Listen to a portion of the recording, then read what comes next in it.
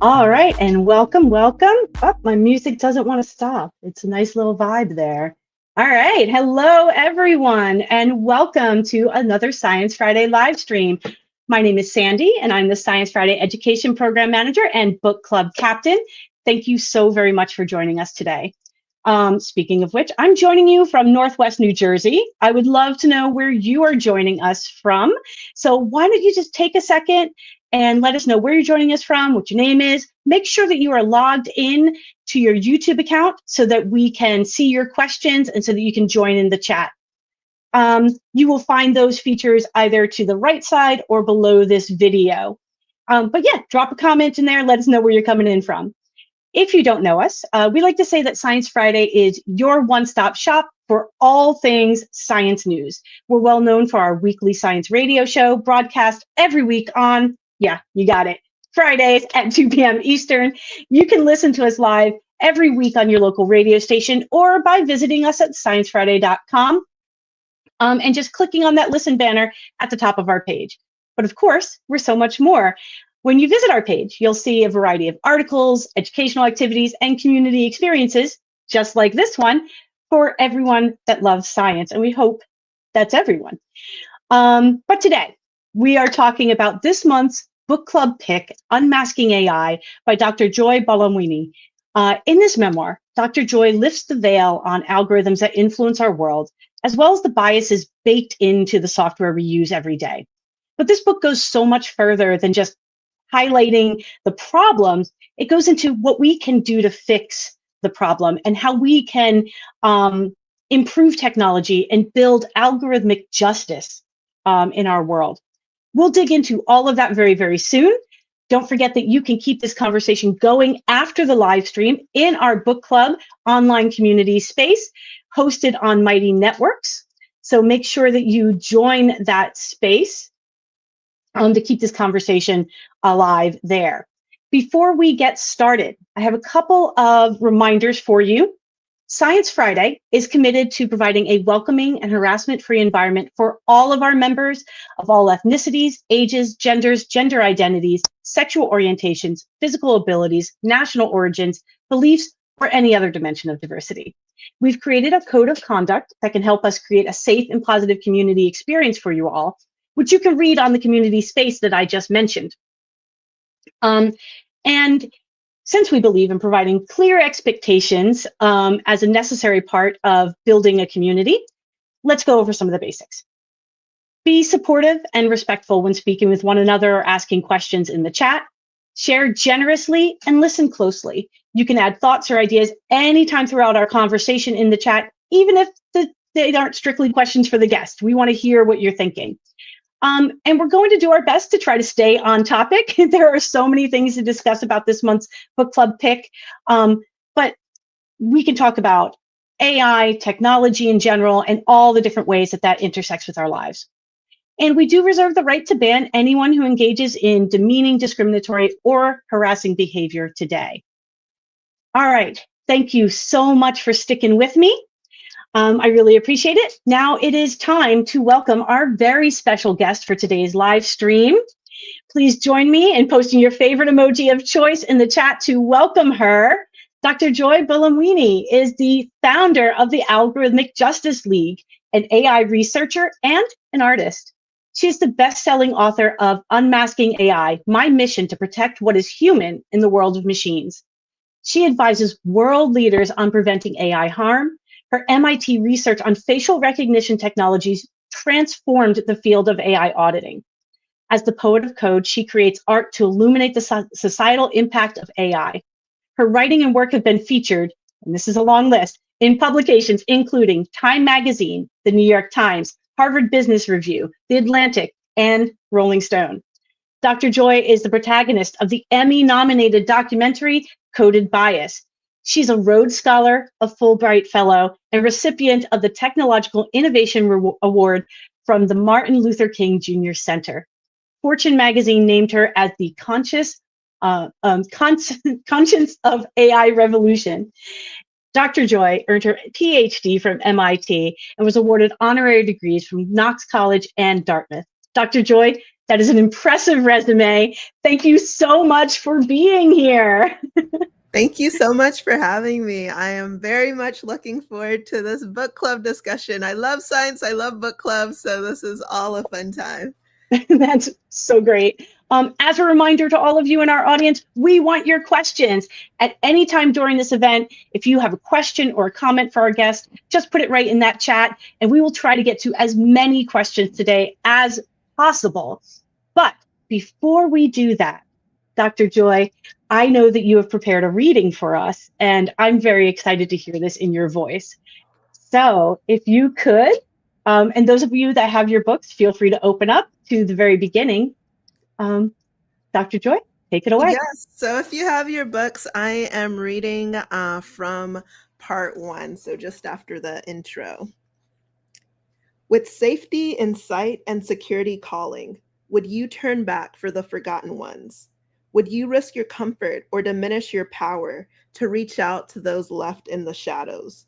Would your lips testify of uncanny truths, or instead, would you swallow your conscience and cough up excuses?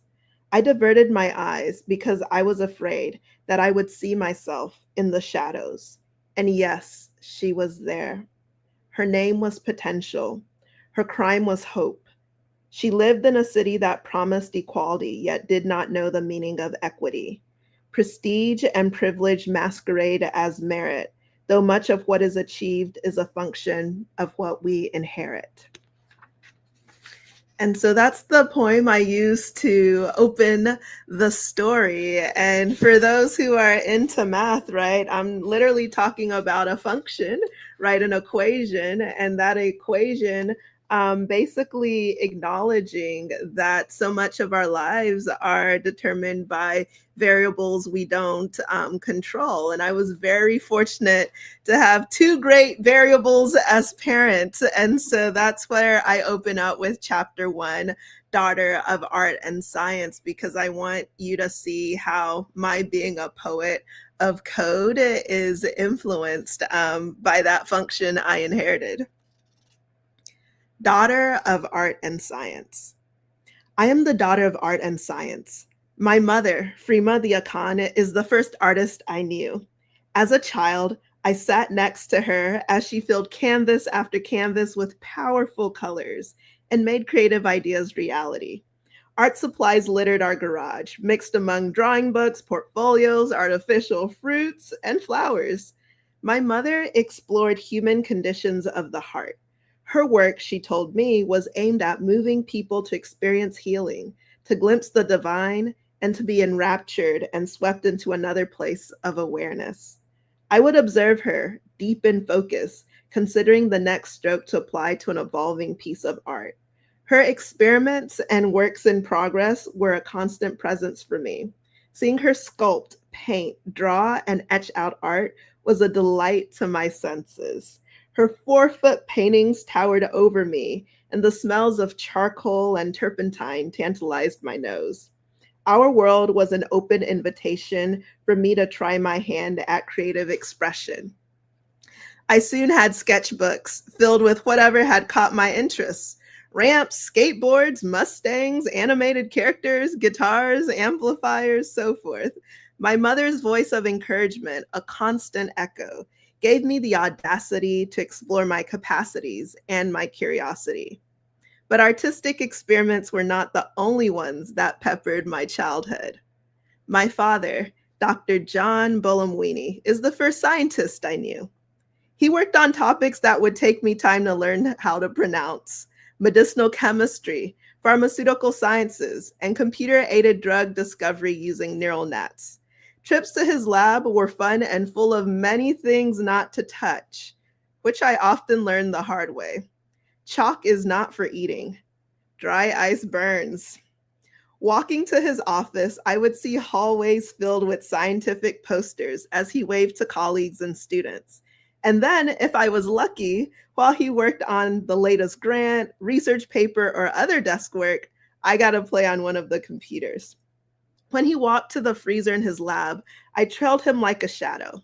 He put on purple gloves, pulled out a tray, and placed it on a lab bench. I struggled to get the oversized gloves on my hands as my dad beamed at my efforts. Once I was protected, he placed a pipette in my grasp and gently applied pressure on my right thumb with his. Liquid drops bathed the cancer cells beneath our cradled hands, while my eyes widened with fascination and his beard tickled my head. Like my mother, he was working on experiments that required bold curiosity to ask unexplored questions. But while my mother asked questions of colors, my father asked questions of cells. In the midst of their explorations, I began to ask questions about computers.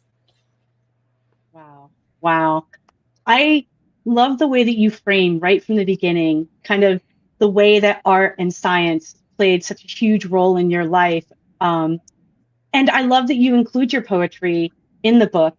I don't remember which chapter it was, but where you were talking about when you had to give this big presentation, right? And you were looking at how you could incorporate your art Mm. into it. And I think that that's such a transformational thing, and why your activism has had such an impact. Can you tell us a little bit more about um, how you've merged your art and your science, and how you've used that to kind of get people talking about these topics? Oh, I love that question. For me, as you see in the book, right, I grew up with art and science as literal companions in the embodiment of my parents. So I didn't really grow up with so much of a separation. Once you get into school, right, then you have the different subjects and they start to sort you. Oh, you have the science kids, you have the creative kids, and so forth. So as I started learning more about computer science, then going on to earn various degrees, I was very much on the technical track. And being on a technical track, studying computer science, I felt within myself that there wasn't necessarily a place for my art. I wasn't sure if people heard my poetry, they might not necessarily take my research as seriously. So for a Mm. while, I kept those worlds separate. When I was working on my fourth degree at the time, my PhD from MIT, I was like, okay, cool, I can do the tech part. We got that. Let me challenge myself and see what it would mean to create a poetic PhD. I didn't quite know what that meant, but I thought it was important that, yes, the work I was doing in my master's and we continue to do was about testing AI systems. So looking at performance metrics, thinking about things like accuracy or error rates. But the performance metrics themselves without a story don't really reach people. So I wanted to say, how do we go from performance metrics to performance arts? How do we actually touch the heart? How do we do something that's going to be evocative and also true to my voice, right? There might be other ways people express themselves. For me, poetry happens to be my vessel. And so that was my challenge to myself. And after I published a well-known paper about AI bias, I decided to then publish a poem called AI Ain't I a Woman, where I showed the faces of iconic women, Oprah Winfrey, Serena Williams, Michelle Obama, historic women, Sojourner Truth, Ida B. Wells. And I found that companies, well-known companies, the Googles, the IBMs, all of these companies were misgendering their faces and so forth. And so I saw that there was a moment to use that observation, right, the empirical evidence, and move it into more of a poetic space. And so that's what led to the poem AI Ain't I a Woman, which is a play on Sojourner Truth's own oratory, where she gave a speech called Ain't I a Woman? So I just add the AI in front of it. And so in that poem, we have lines like, can machines ever see my queens as I view them? Mm. Machines ever see our grandmothers as we knew them? And that's why I Yeah. think the poetry is so important, because it draws us back to our humanity and it talks about why these issues matter. And also it helps us feel why these issues matter as well. And so that was, I have to admit, something that I was hesitant to do at first because I spent a lot of time getting all the credentials, showing that I can do the tech part. And I was so pleasantly surprised with how well the poetry was received and how many rooms the poetry entered, even if it was a global tech summit where ahead of a conversation on lethal autonomous weapons, this poem, AI Anti-Woman, is playing to remind us of the human cost. And so time and time again, I've seen that it's helpful, yes, to definitely have the research, which we do, and complementing that in companionship with that is also the art, because we're holistic individuals. Wow. Yeah. Putting the humanity into the technology and bringing those things to the forefront is I think part of the key to why this book really hits you in a different way than just reading about AI would. And a lot of that is you telling your story from, doing these projects in your master's degree all the way through earning your PhD. I hope I'm not spoiling anything for anyone. I'm not giving away too many spoilers, but it's that personal connection that you have to the technology and the research that you're doing that makes us understand, like, your activism, makes us understand why these are issues we all need to be thinking about. And I found that so compelling, which got me thinking. Your book was published in 2023, so it's only been out there for a little bit, but things are moving really rapidly. Technology is kind of like AI technology is now bursting into the mainstream. As an educator, I'm seeing it every teaching conference has like AI in education now. It's being used in all these different products. How has the landscape changed, even in the 2 years since your book was published? And what are new concerns that you have? Where is the research taking you right now? Yeah, no, 2 years in AI land, these are light years, right? So I think it's been interesting because this year we are celebrating the 5-year anniversary of the documentary Coded Bias that shows my journey, as a grad student kind of figuring out what's going on. There might be AI bias and the origin stories of the Algorithmic Justice League. And as we've been on tour for the 5-year anniversary, we took it to Kigali. We're going to Nairobi next. We've had it in Taiwan and France, Oxford, Mississippi, as well as Oxford, England. It's so resonant. It's like that the film could have happened yesterday when you're talking about issues of gender bias, right? The skin type bias, all of these things. The conversation is even more relevant because of the widespread adoption of AI. When we were doing the documentary, which we started filming in 2019 and so forth, we weren't at this point in the conversation. When the book came out in 2023, October 2023, which has a special meaning, we saw that finally people would understand what I was saying, because for a while there, I was getting a lot of, smile and nod. And then maybe if somebody, would pull me to the side, they're like, I don't know what you're talking about. Right? Or why does this matter? Is this a big deal? With the release of ChatGPT and the rest of that, November 2022, by the time the book came out, people were ready to listen. But this conversation is really just beginning. I think things that have evolved since the book came out, that if I were writing the book again, or maybe a follow-on book, I have so many friends writing great books that I highly recommend, right? You're going to have to give us a list that we can share. Oh, I will. I'll put on my professor hat, give you the full bibliography. It's all good. One would be the environmental impact of AI, which I don't really touch on so much in Unmasking AI. Books like Empire of AI by Karen Howe, New York Times bestseller recently came out, really tracks like what are the material costs, and also who's cleaning all of this data that's going into training AI systems, right? So she talks about not just the environmental impact of data centers, but also the psychological cost of data workers, right? In Oh, different wow. Yeah. places doing content moderation, whether you're talking about Kenya or elsewhere. So I think for me, those are elements that are a continued part of the conversation.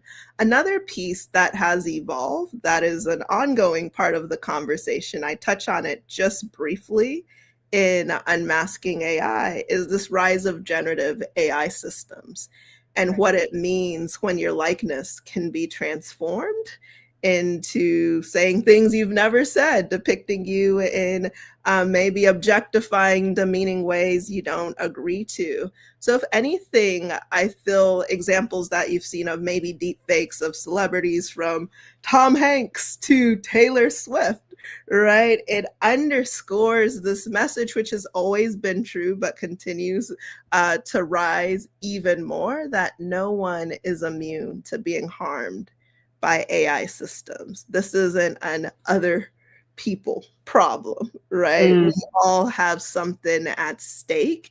And I think that's even more apparent now than it was when the book came out in 2023. The hard cover, the paperback came out in 2024. So we'll keep Okay. having different elements and so And forth. we'll see what happens with the second edition. What kind of additions you'll need to make. Yeah. But the Algorithmic Justice League has released a report that I Mm. was shocked to find how much facial recognition is like just happening in everyday airports. Could you tell us a little bit about that work? Yes, so we recently released the Comply to Fly report. You can go to ajl.org/fly report to learn more about it. Also, I was very happy we could use that as a URL. So, the Comply to Fly report, I started going to airports and noticing that there were these cameras and these kiosks, and people were being told to step up, and take a photo. So, being what we are, the Algorithmic Justice League, we put on our case. We said, what's going on here? So we learned that there was supposedly a pilot of facial recognition technologies going on at US airports, and it was meant to be limited in scope and experimental, right? So as a pilot, it was supposed to be optional. Okay. We decided to put up a survey and hear from travelers. How are you experiencing facial recognition at airports? And what we found, we had hundreds of people submit their stories over 2 years. And contrary to what was being said, that this was a pilot program, the majority of travelers thought it was mandatory. Oh my The goodness. One of the number one things we heard was, I didn't know I could opt out. And it's understandable. If somebody in a position of authority tells you to step to the camera, you got a flight in 30 minutes. I You don't know gotta how get much the tickets cost you. There's line pressure. You have like right. No, yeah. everything. Yeah, everything that would point to, if you're not careful, coercive consent. Now you step up to the camera, and most people do comply in a situation like that, especially if they don't know they have the right to opt out. I think what was also troubling was people who did know they had the right to opt out. Sometimes when they tried to, they were told that they weren't allowed to opt out, or it's too late. We already took your photo. You should have told us beforehand. Parents were very upset. There was a man with autism, and his son had autism as well. And he was talking about how his son, right, was scanned without consent, or even time taken to really explain what was going on. But we also saw the power opting out, right? So there were Mm, stories where people said, when you're in the airport, you feel like you're just being corralled, you're at the mercy. yeah. And so the sense that, oh, I could actually take a stand or make a difference here. And what I found was important was, sometimes the only reason other people knew they could opt out is because they saw the person in front of them Right. do it. And supposedly there's signage that lets people know you can opt out. We've put it on our website. We documented in the report on all of that. Signage isn't enough. It's often also not visible. Sometimes Hmm. it's in Spanish. I'm working on Right. my Spanish, but Yeah. that Yeah. sort of thing. Or the part that tells you to opt out is just just so happens, it might be a coincidence, it's covered by the pull-out barrier Right. itself, just happens to be there. And now we know TSA and airports know how to do clear signage. No weapons formed against TSA shall prosper. A nearly $15,000 fine. I Right. see that sign. They're hiring. I see that sign. Digital ID. I've seen that sign, right? So there are Right. design choices here that can make it clear, but it's a lot more than signage. It's about power, right? In the first Mm-hmm. place. And it's also about what kind of culture do we want? Do we want a consent culture where you have a real choice? And I think even more pressingly, are we moving towards a surveillance society? Right, Right. where wherever you go, whether it's at the airport or elsewhere, you're being tracked. And you might argue, oh, we're tracked by our phones and things like that. You can leave your phone at home, your face a little bit A little harder. harder. Yeah. Right. Or you're like, okay, it's like your face is like a password or something like that. When your password gets stolen or compromised, you update the password. When your face gets stolen or compromised, the measures are a little more extreme. Right. They're a Yeah. little more Yeah. extreme. So I think it's really important that we realize how valuable our face data is. And the Department of Homeland Security has had breaches of face data in the past. Oh my And God. not only that, we're also at a point in time where you have data systems being linked. So it's not necessarily the case, and Right. this is what other civil rights organizations have pointed out, right? It's not just what happens in the airport, it's what can Right. be done with that data outside the airport, even if they say we're not doing anything now. I always say we're a line of code away from surveillance. So unless if we, as people of concern, voice these concerns, push for alternatives, then we will keep veering towards increased surveillance. And that erodes a reasonable expectation of privacy. Because now it's not just going to be cameras at the airport, it's going to be cameras and glasses, right? As we Yeah. start to see more smart glasses come out, it's going to be the audio, the mics on people's pendants with always on AI recording devices and so forth. We see this coming. The products are out Yeah. there. So it's up to us to say, what's the standard we want in the societies we live in? Yeah. I think that's wow. That is something to think of, because we don't think of our faces as data, but that's what they're becoming. And that brings us right into a great question from Judith, who read in Great Britain that they are planning to increase the use of AI for facial recognition. And, what are they looking into this? What are the implications there? Mhm. What are your thoughts? Well, there's actually an organization called Big Brother Watch UK that's been observing the use of facial recognition in the UK specifically. They released the Face Off report where they showed, I want to say, over 90% of the matches were wrong at the time when they were looking at systems coming from the Metropolitan Police, I believe. And so, again, the technologies evolve and so forth. But there was also another case, I want to say within the UK, where somebody went to a store and they were accused falsely of stealing chocolate because of Oh, facial recognition mismatch and so forth. So I think the implications with increased use of facial recognition will be increased misidentifications.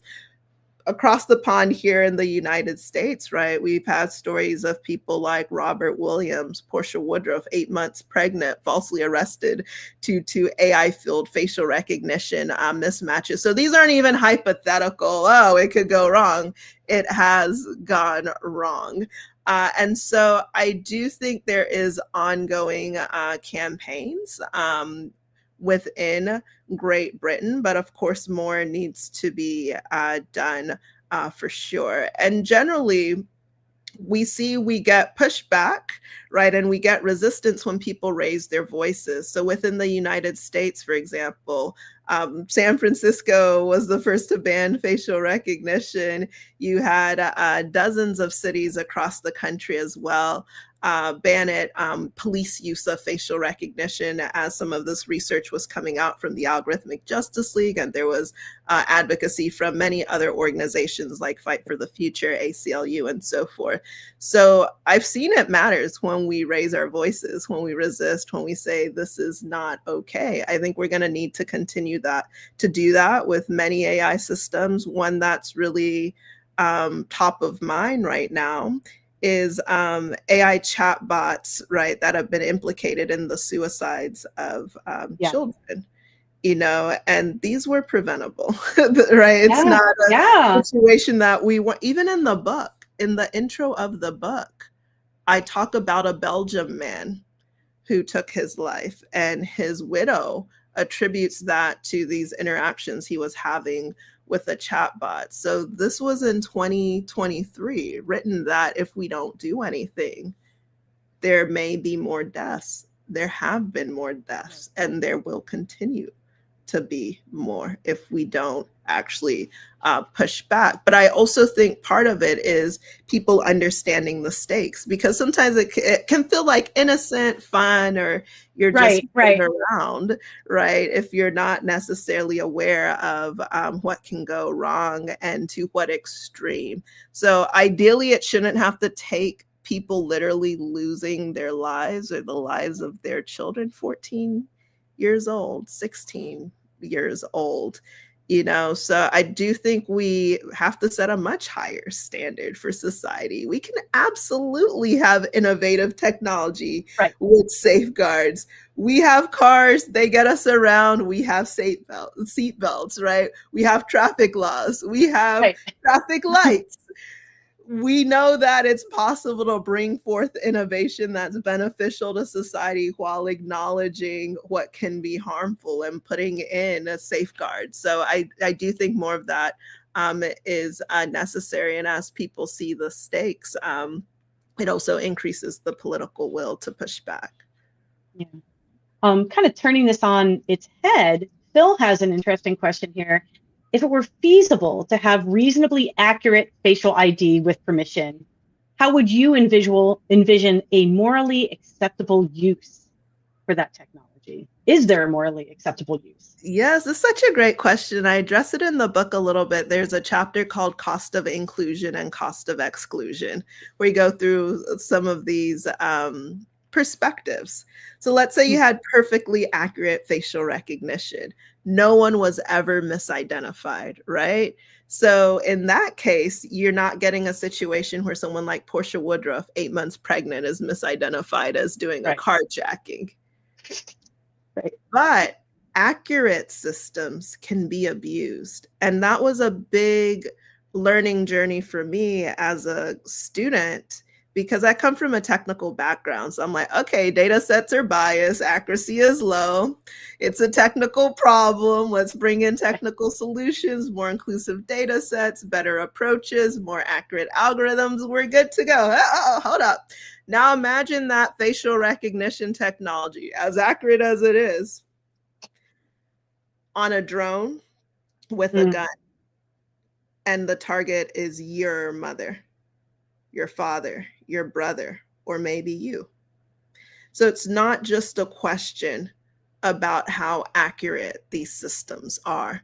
And that's what I had to learn, that these aren't just technical questions, they're societal questions. So socio-technical questions, if you want to add more jargon in there.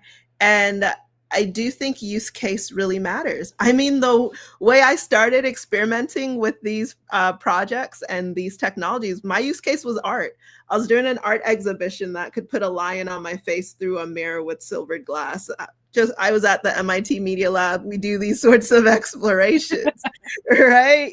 We do a workshop where we allow people to just see how AI reads their faces and so forth. So I think, yes, hypothetically, you can say, okay, there are more benign uses of this type of technology. For me, I go through the spectrum, and in the chapter facial recognition technologies, I really get into the weeds, right? Of, okay, let's look at face detection.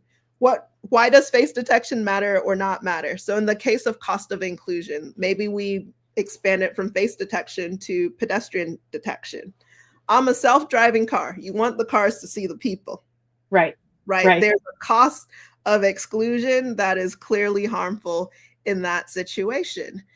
To be able to see the pedestrian, which pedestrians maybe only had a training set of able-bodied people.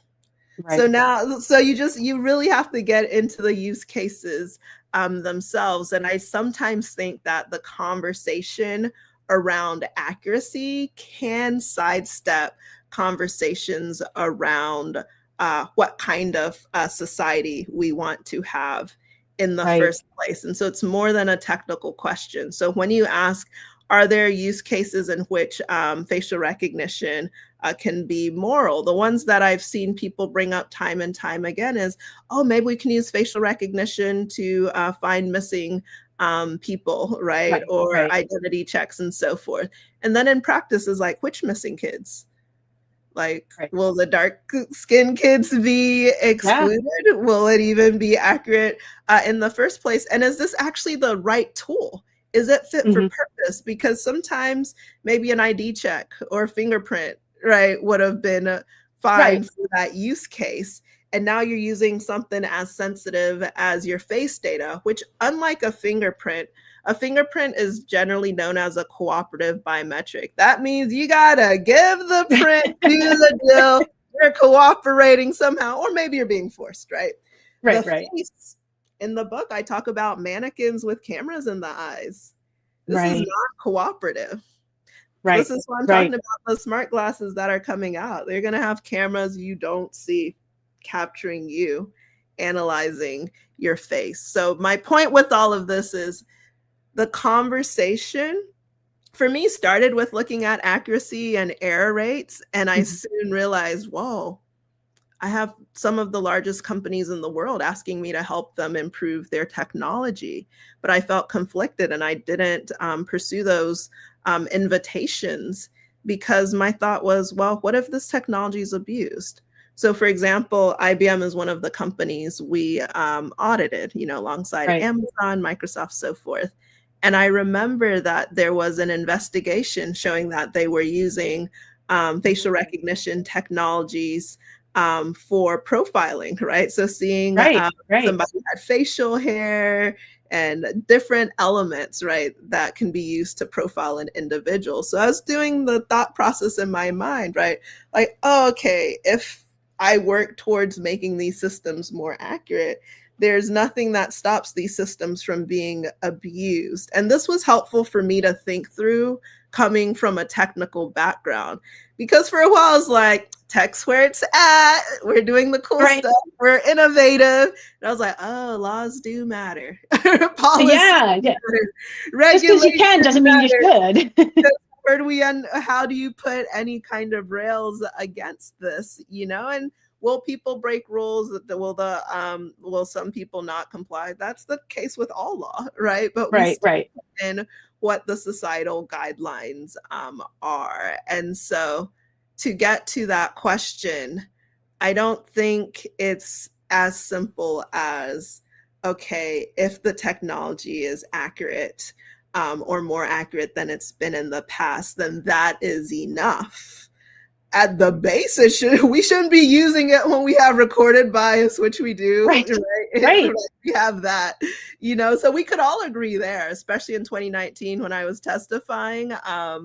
People on both sides of the aisles, whether it was for civil rights or privacy, if I go to a gun show and I want to buy a firearm, can this technology be used to detect my face? I was asked that by, Congress members. These were not use cases I had considered, but they were in fact real use cases. I like to say everyone has a little skin on the face when it comes to these technologies.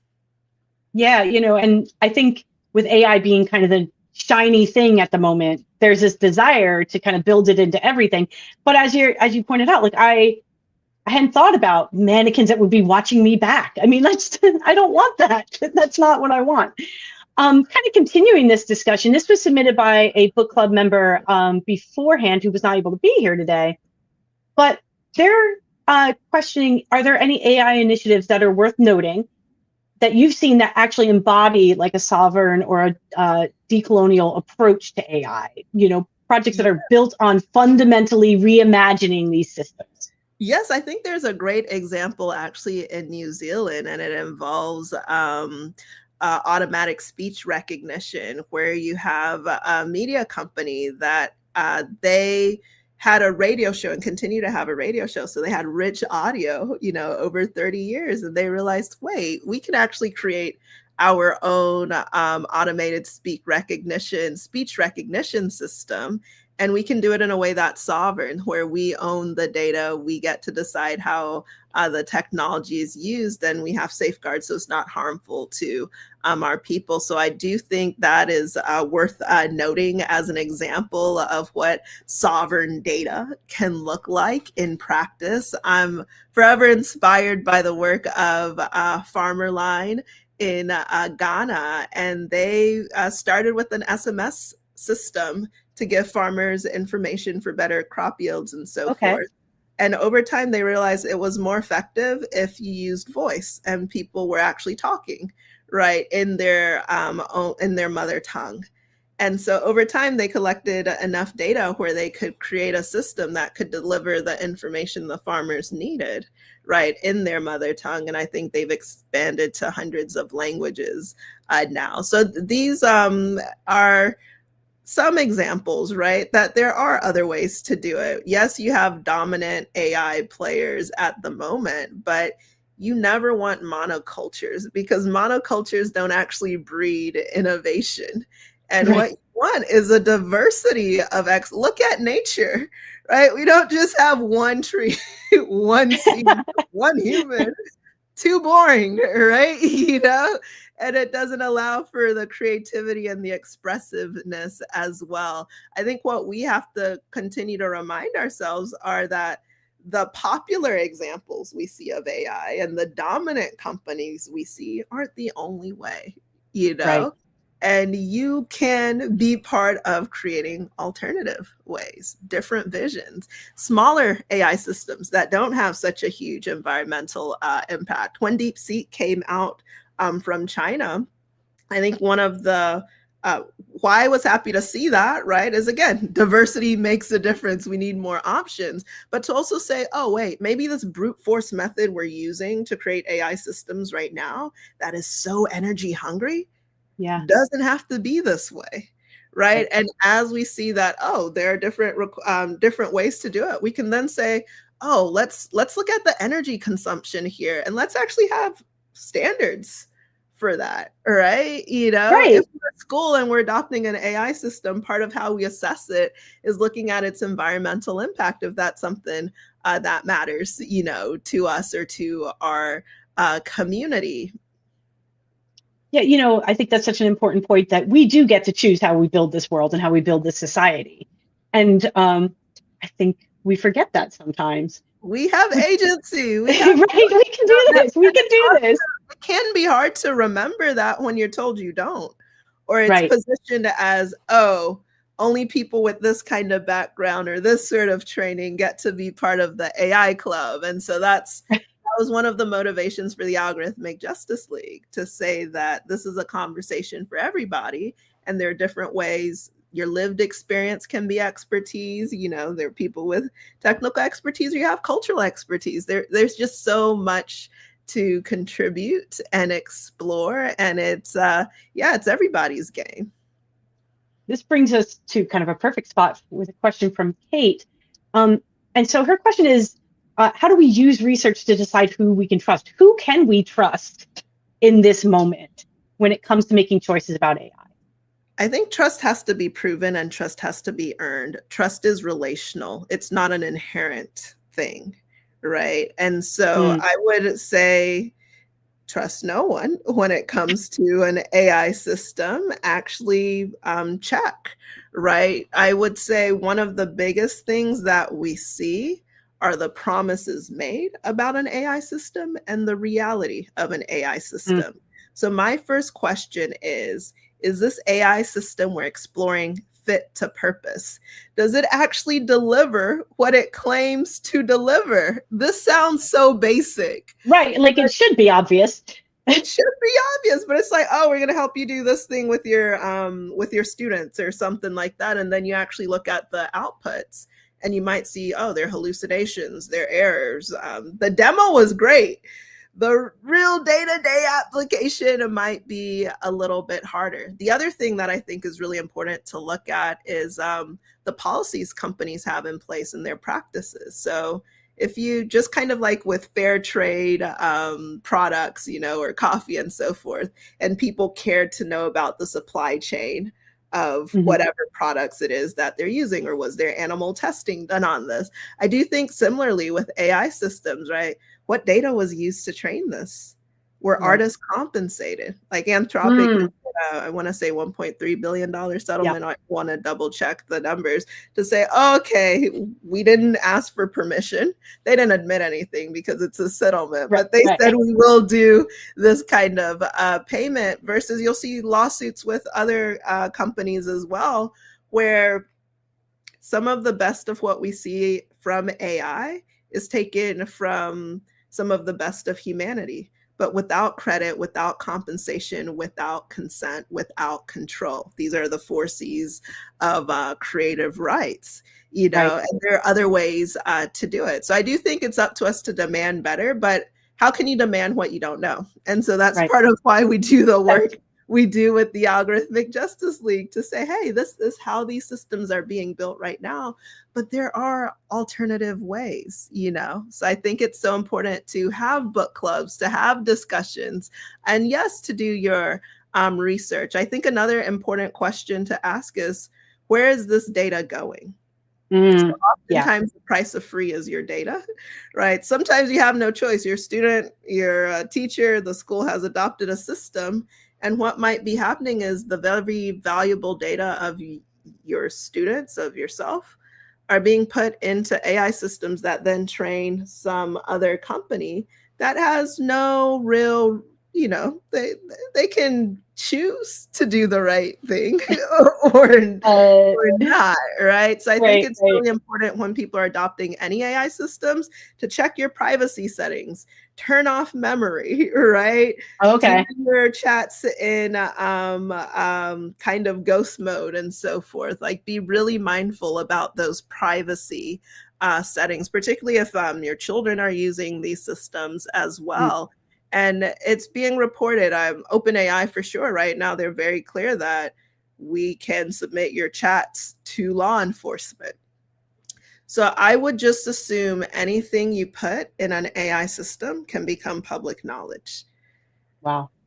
Operate with that mindset in the first place if you're using a commercially available AI system. Now, some of the more technically oriented might, they call these air gap systems, where essentially you download your own model and everything is happening on your computer. That's a different sort of way to do it. But if you're using a company, you're logging in, it's going to their servers, anything could be happening, and they can change the rules. Meta Ravens, they came out, they're like, oh, you can turn off training. And then they changed it where you can no longer turn off training. So maybe you first got the glasses and you had that option. Now it's no longer there. The point is, you're at their whim. And this is why laws matter. This is why regulation matters and so forth for these things. But I would say right now, if you're using any type of AI system, check your privacy settings immediately, turn off anything that is saving data, memory, and so forth to the extent that you can, and operate assuming a glass box. What you're doing can be seen. So be careful with what you ask and what you put in there. And that kind of brings us to Francesco's question here. What are the risks when, there are these biometric data leaks? Yeah, no, that's a great question. I think whether it's international or local and so forth, it is one, the surveillance risk, right? So your information out there linked to other activities that you've done. So now if you have always on camera networks or cameras around people's eyes and so forth, being surveyed, your tracks, your traces, all of that. I think the other one and it is a sensitive topic has to do with the future of war or the future of peace. So as I was mentioning, if you think about lethal autonomous weapon systems, Right. we're talking about AI that can kill you, literally, right? Those sorts of systems. So if you have a government, an army that's using biometric data as a way of identifying targets, and you get misidentified with somebody else's face that was leaked, that's another type of issue when you're thinking about border crossings and so forth. Again, if you are selected as a terrorist suspect or as a person of interest because your data is out there or mismatched with somebody else, the consequences can literally be fatal. We're kind of almost out of time, but I want to just bring up this one last question from one of our book club members. And so she's curious how the Algorithmic Justice League, who worked with the previous administration here in the US to work on legislation, how has that work been impacted by the current administration and some of its changing policy around things like DEI and AI? Because I mean, there's a big push right now from this administration to use AI and to train people for it. Yes, again, we're not against AI innovation. We think we can have good things without harming each other, you know. Right. So we don't do that false duality of innovation versus responsibility. Responsible innovation, right. We can do it. We've done it before. When it comes to AJL, the impact on AJL, we started in 2016 in the shadow of another election. And because that was the time period in which the Algorithmic Justice League was formed, we were built for this type of moment. We have never been supported by federal funding. That was a choice I made at the very beginning. So it means if administrations change, that doesn't necessarily have a direct impact on our funding per se. I also very much think this cause for algorithmic justice, absolutely, yes, centers marginalized communities, people who look like me, right? Women, so many people in the LGBTQ community, so many people. And also, this is a situation where no one is immune to AI harm. And so when I think of algorithmic justice, the Algorithmic Justice League is a global call to say, how do we make sure AI works well for all of us and not just the privileged few? And you can be privileged in many different ways and you can be oppressed in many different ways. I often view myself as somebody who sits at the intersection of privilege and oppression. So when we did our research on Comply to Fly, right, that's impacting travelers all around the United States with implications of biometric rights all across the world, while we can absolutely acknowledge, right, that people who've already been targeted and marginalized are going to suffer even more. But the suffering is not alone. And so I think it's important to recognize that algorithmic justice impacts all of us. Right. All right, we're at that last 5 minutes. So before we wrap up, thank you everybody who's brought great questions to this conversation. As we kind of wrap up, I wanted to ask you, facing all the things that we're facing, looking at the technology and both the good and the harm that it can cause, what are some ways to avoid being overwhelmed? And how can we use our voices? How can we use our, if we have it, privilege to create the kind of world that you're talking about? Yes, I think one, it's first to acknowledge the overwhelm. It's important to acknowledge the overwhelm. Like, I would be lying if I'm like, oh, life's good, things are burning. We just had how many headlines and how many new releases and all of that, right? So I think part of being able to stand in this moment is to acknowledge the moment and see all of the harm that is happening while not being overtaken by it. For me, I find it's so helpful to be in community where we can have even like the conversations we're having today, where you might be like, oh, I'm not the only one who's worried, or okay, all of this hype, right? Maybe we could slow down a bit. That's been one of the best parts actually about being on tour with the Coded Bias documentary and seeing conversations all around the world, how important it is to gather together with other people who care about our humanity, who like tech, who want tech to work well and want to show that there are other ways to do it. So I think, yes, being in community, acknowledging what's hard, what's scary, you know, what's uncertain, because that's all true.